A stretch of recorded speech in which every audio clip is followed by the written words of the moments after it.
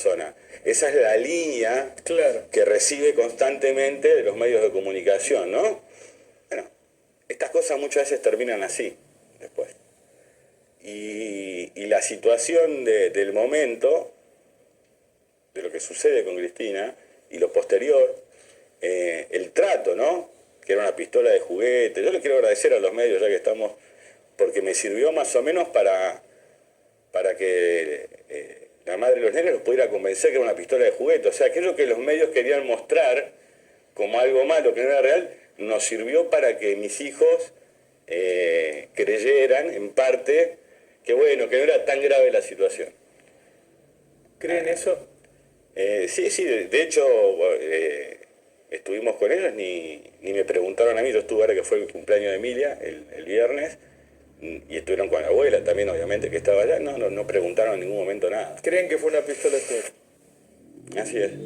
Aquellos que querían denigrar, digamos, diciendo no fue un atentado, nos sirvió por lo menos para que vos imaginate la situación, es la abuela. Es eso. Te cambio de tema. Sí. La otra vez Macri llegó al gobierno prometiendo vivir mejor, dejar las cosas que andaban bien y cambiar las otras. Las promesas que tenemos hasta ahora, fundamentalmente de él y Patricia Bullrich, son abrir las importaciones de tal forma que convertir las pymes en oficinas, urgente una reforma previsional, a la baja, nadie hace reforma previsional, qué sé yo, imagino, reforma laboral. Bueno, aún se hizo al revés, ¿no? Cuando se recuperaron las FJP. Es cierto. Bueno, él habló de FJP, obviamente. Es muy fuerte que haya hablado de las FJP, y además dice que si tiene que haber muertos, haya muertos, que van a sacrificar a la CGT como a un animal herido, que hay que sacarse el mito de las Fuerzas Armadas, que ya pasó eso, que las Fuerzas Armadas tienen que volver a hacer su trabajo. Ayer en lo de Majul, Patricia Bullrich lo relacionó con desalojar unos terrenos que hay en la provincia de Buenos Aires. Todo muy creativo. Claro, pero un exceso además, de creatividad enorme. Digo, se parece mucho a la dictadura implantar un plan neoliberal con los milicos en la calle y amenazando con meter de preso y quebrar la CGT. Mirá, creo que las ideas que expresan, nosotros hasta el 2015 o en la campaña del 2015 incluso, este tema lo fuimos contando, cómo se iba a expresar el macrismo en el gobierno. Nuestro candidato recién en el final fue más claro en esa contradicción. Hasta ese momento Scioli tenía un discurso parecido al de Macri. Bueno, voy a seguir con lo que está bien y voy a arreglar lo que está mal. Eso al electorado un poco lo confundió. Recién en la etapa del balotaje Scioli asume una posición mucho más de defensa de ciertas políticas. Quizás si lo hubiera hecho antes el resultado hubiera sido otro.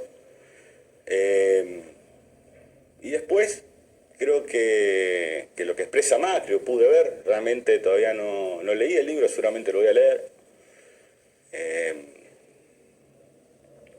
O lo de Patricia Bullrich con estas ideas, o de atacar al sindicalismo. Mirá que tengo mis diferencias con algunos sectores sindicales, pero nadie puede dejar de reconocer la importancia del instrumento para el trabajador y la trabajadora que significa el sindicato, más allá del secretario general que tengas por un tiempo. O sea, el sindicato sirve para defender al trabajador y a la trabajadora. Vimos aparte que su trabajo con las clínicas, las obras sociales fue muy importante durante la pandemia, ayudó mucho a sobrellevar parte, digamos, de lo que fue el recorrido de la enfermedad en internaciones, en atención. Ellos no, el macrismo como idea conceptual en Argentina, que siempre ha tenido diferentes expresiones a lo largo de la historia, o apellidos, como decía Martínez de Oz, alguien recién, es eso, no es otra cosa. Entonces, vienen con ideas como el tema, quizás, volver al sistema de FJP. Imagínate que Chile tuvo un gran problema con las AFP, finalmente Boric no se anima, o sí, pero tuvo 4 retiros de capital del 10%, que empezó a partir de la crisis social y económica de octubre del 19, que profundiza la pandemia. Cuando uno ve que quieren hacer eso de vuelta acá, también opera sobre una realidad que muchas argentinas y argentinos desconocen, lo que era estar dentro de las AFJP, las comisiones que te cobraban, cómo invertían las AFJP. O imagínate que cuando el Estado recupera el el sistema de pensiones y jubilaciones argentino, las inversiones que habían hecho las AFJP eran Clarín, Telecom, La Anónima, Galicia, Macro, bueno, un montón de empresas más que hoy son lo que conforman el FGS, que yo creo que lo que más le debe estar interesando al macrismo es el FGS, claro, y la enajenación de esas acciones que hoy posee el Estado argentino, o sea, las trabajadoras y los trabajadores, porque eso de jubiladas y jubilados. Pues imagínate que creo que nosotros lo dejamos el FGS en un valor de 58.000, 60.000 millones de dólares, si no me olvido. Basavilbaso lo deja en 38.000 y hoy está en 50, 53, no me acuerdo, pero bueno, se derrumba mucho durante Basavilbaso, o sea, un funcionario realmente ineficiente, porque hizo perder el valor de lo que es de todas las argentinas y los argentinos, pero que tuvo la suerte después de encontrar un buen trabajo, ¿no? En el sector privado. ¿Vieron que siempre se quejan, no, si podría trabajar en el sector privado? No, bueno, una persona que manejó el Fondo de Garantía de Sustentabilidad, que lo derribó en su valor, encuentra trabajo rápidamente en el sector privado, un sector privado que aparte tenía intereses en ese FGS. Pero bueno, son esas cosas que suceden en la Argentina. Después, las ideas estas de querer instalar en la sociedad que realmente a partir de la intervención de las Fuerzas Armadas se resuelven los problemas, es una mentira. Y termina siendo después un problema para las Fuerzas Armadas y para la sociedad también. Porque eso fue lo que pasó la última vez, que en la Argentina se creyó que las Fuerzas Armadas podían gobernarla. Y cuando uno mira los resultados humanos de 1976, 1983, cuando mira los resultados económicos, y digo económicos tanto en la deuda que tomó la dictadura militar, en la destrucción de gran parte del aparato productivo argentino durante esa última dictadura militar, es evidente que todos sabemos que eso no da resultado. Incluso, cuando uno recuerda, la dictadura aplasta cualquier atisbo de resistencia, desaparece, tortura, mata, y no había Congreso, manejaban el Poder Judicial. El 16 de febrero del 77, por ejemplo, el día que nazco yo, se sanciona la ley de entidades financieras, la ley, el decreto de ley sería, digamos, ¿no?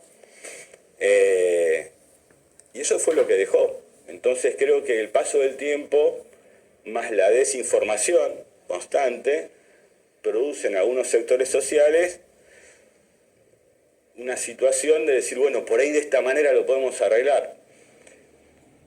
Y no creo que se arregle de esa manera. La historia lo demuestra, ¿no? Esto no es una, complejidad ni un prejuicio. Pero si pueden decir eso, también es porque hay un 7% de inflación mensual. Y sí, claro, obviamente. ¿Por qué pensás que hay un 7% de inflación mensual? Porque creo que después del 9 de diciembre de 2015 la Argentina entró en un tobogán del que no salió más. Todos aquellos que escuché criticar al gobierno de Cristina, a Cristina en particular, algunos valiéndose después ya del 27 de octubre del 2010, poniéndole a Néstor enfrente a Cristina, ¿no? Una actitud bastante cínica a veces, han tenido la posibilidad de demostrar ser mejores y no han podido. Y creo que cuando uno mira la última inflación del 2015, medida por la Ciudad de Buenos Aires, que era de 22, 23 puntos, no me acuerdo bien, que era descendente respecto del 2014, que habíamos tenido la devaluación provocada por Aranguren, creo que era enero del 14 o diciembre del 13, cómo fuimos recomponiendo. Tal es así esa recomposición que se da, que luego de la devaluación, a diciembre del 15, medido en dólares, como le gusta medir a una parte del periodismo y la sociedad argentina, el salario de las trabajadoras y trabajadores era el más alto, luego de una devaluación incluso. Entonces creo que hay que tener mucha gestión y mucha autoridad. Y eso es vital. ¿Vos decís que hace falta autoridad ahora para bajar el 5% de este? Por ejemplo, azúcar, 96% en el año. Sí. Por encima de la inflación.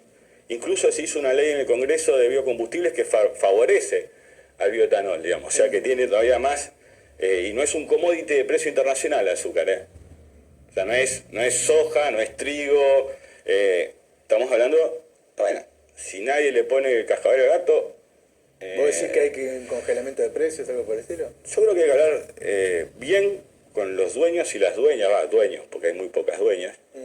Hay que hablar muy bien con los dueños de las empresas para explicarles y hacerles entender que comprendan que el pueblo argentino hizo un gran esfuerzo y el Estado argentino también hizo un gran esfuerzo. O sea, el Estado argentino durante la pandemia les dio la ATP a un montón de empresas para que pagaran la mitad de los salarios de sus trabajadores y trabajadores.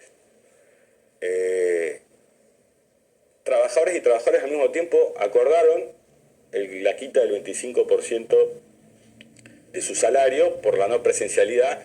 Se produjeron injusticias con eso también, por ejemplo, como fue la Mondalés, digamos, la ex Mondalés, que en su momento lo dijimos en el Congreso, donde los hicieron trabajar como actividad esencial para estoquear golosinas, pero una vez que terminaron después los querían sacar y llevar al contrato para descontarle el 25%. O sea, el pueblo argentino hizo un gran esfuerzo, incluso el Banco Central Argentino... pero solo por las empresas, porque las empresas son avariciosas, qué sé yo. No es el único componente que explica ahí. No. Porque hay empresas, no sé, Unilever está en Chile, está en Paraguay, está en Bolivia y no sube los precios del 80%. Bueno, son países diferentes al nuestro. En el nuestro, la situación que se da, la cadencia inflacionaria que deja el macrismo de 54 puntos, por eso nosotros dejamos la inflación en 22, 23.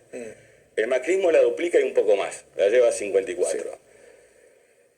Cuando, a entender nuestro, a principios del gobierno, en los albores, incluso antes de empezar el gobierno de Alberto Fernández, nosotros proponemos a Hernán Lecher como secretario de Comercio Interior.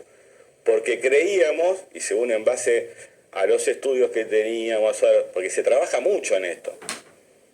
Pues obviamente aparecen las diferentes compañeras o compañeros que pueden explicar diferentes cosas. La caracterización nuestra, aún sin pandemia. O sea, nosotros no teníamos en el menú de ciertas situaciones que veíamos a futuro de la pandemia e irrumpe. Ahora, sin saber de esa irrupción, proponemos a Hernán Lecher para que sea secretario de Comercio Interior, porque venía trabajando el tema, porque tenía un equipo lo suficientemente amplio, grande, heterogéneo, para poder llevarlo adelante, y porque creíamos que iba a ser uno de los problemas el tema de los precios, por la cadencia propia que traía la economía. Nos dijeron que no.